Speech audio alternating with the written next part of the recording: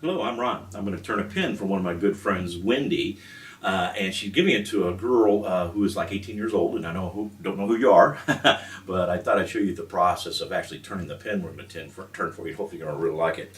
Now I've cut this out of a single piece of what's referred to as purple heart wood, and you can see I got it marked so I know which way the grain's going, so that when I put the pin together, hopefully we have the grain go in the right direction and look good. It'll look real good when I get done with it. So I'm going to move over to lathe and hook it up, and I'll show you the process of actually making the pin for you. One of the first processes of the turning process is to actually drill a hole in each of the two blanks to match a little metal tube I'm going to actually glue in the middle of it. So I've got your blank in my headstock here and a 7mm bit here in the tailstock, and we're going to turn this on, turn the lathe all the way down, and actually start drilling out the wood block. The next phase of the process of putting the pin together is to glue these little metal tubes into the wood blocks. And I'm going to use some CA glue to do that, and this is also what I'll finish it with. And I've roughed up these blocks, or the blanks, or the metal tubes a little bit. And like I said, I put a little glue in here. And then I'm going to take that tube, insert it right in there. And I just blew out any excess glue. And then next, I'll trim those off so the wood's nice and even with the pin, with the tubes, and then we'll put it on the mandrel. Once I got the tubes glued in and I got the trimmed the wood off even with the little metal tubes, I'm going to find out which way this is going as far as grain. And I'm going to use these little what we call bushings that I'll use to actually turn the wood down to, and that makes this job a lot easier. And so it's a matter of adding all those in there, and then I'll add an extra bushing from some other pin to get this all out here, and then I'll add in that little nut and line up the blocks, tighten down the nut, and then this entire mandrel will get loaded into the lathe, and we'll turn the pin. Now what I've done is I've gone ahead and mounted that mandrel into the headstock here and mounted the tailstock against it so it'll spin freely and make sure it turns easily. And then I'm going to turn up the speed, and I'm going to go ahead and trim it down with this what we call roughing gouge. So here we go.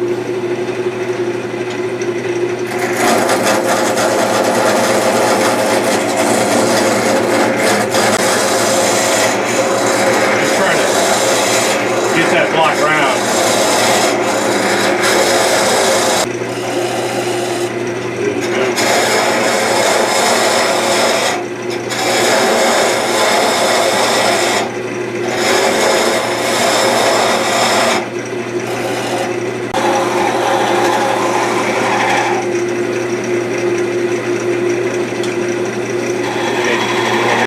Next thing, once I've got it turned, what I'm doing is do a quick sand with some free 20-foot sandpaper. Bring it right down to the bushing on those.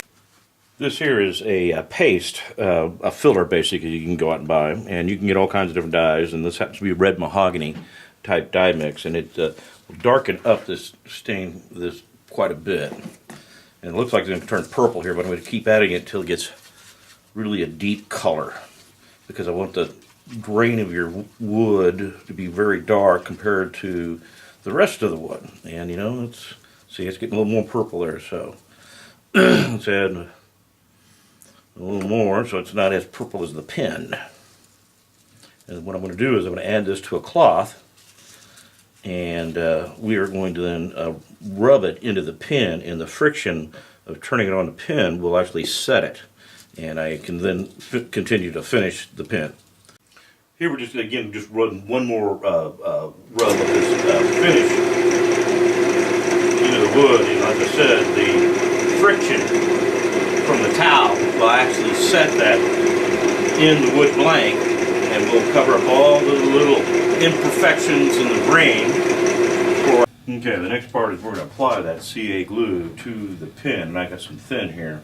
And I got these little bitty rags here, and I'm going to apply it later at a time and then spray it with what they call an accelerator, and it'll set the glue, and then I'll do that a number of times here. So here we go. We're going to turn the speed down.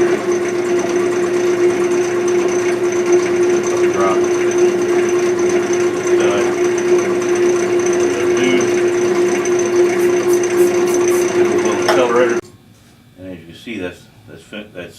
done. So we're going to do that with 4 more coats of medium.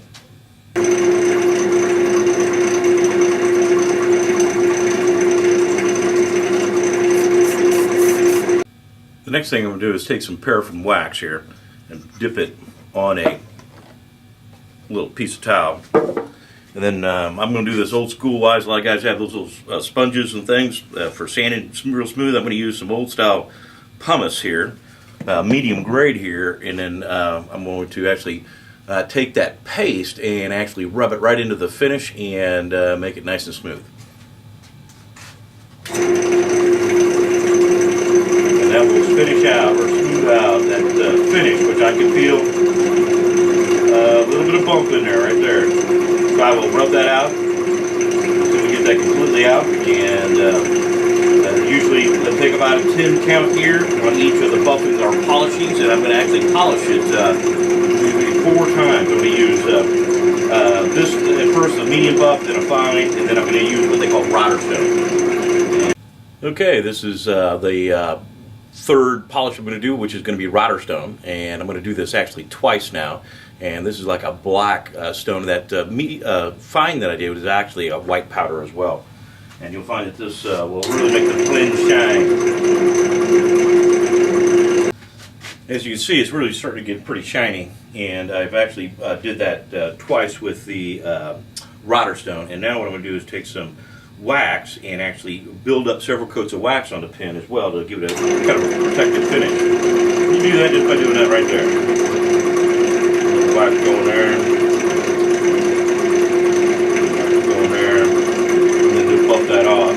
Okay, it's off the lathe, and I'm going to go ahead and take the little brass nut off the end here and start disassembling the pin here. Make sure I leave the pin in the direction I need it to be to reassemble it, and I'm going to go ahead and trim these edges. Okay, so there's the 2 blanks, and then we're going to press all this pin stuff together here using my little bitty press here. Pin in and very gently press that in, and if it's not going straight, kind of straighten it out. I've learned that you can over press these a little bit, so probably try to just get just enough in. There we go. Okay, and I'm going to slip over this ring. There we go. And then it's just a matter of pressing the cap together here. There we go. Again, don't over compress it. Put your 2 halves together, and there you have a finely made pin. Hey, so I have finished that pin, and let's see if I can get a close-up of it here. I'm going to try and get a really good close-up of it so that you can see it now, and then we'll compare it to, I'm going to lay it in the sun for a day or so and rotate it in the sun, and it's kind of a pale purple right now, but you'll see it will darken to a pretty deep purple, and the longer you have it, probably the darker it's going to get. So it's like a newborn baby at this point, and it will darken definitely with age. So feels good, and I'm sure it's going to write good, and hopefully you're going to love that pen. So I'll give you another picture of this, and I really appreciate Wendy, you let me turn the pen for you guys, and I hope you enjoy it for lots of years. Bye.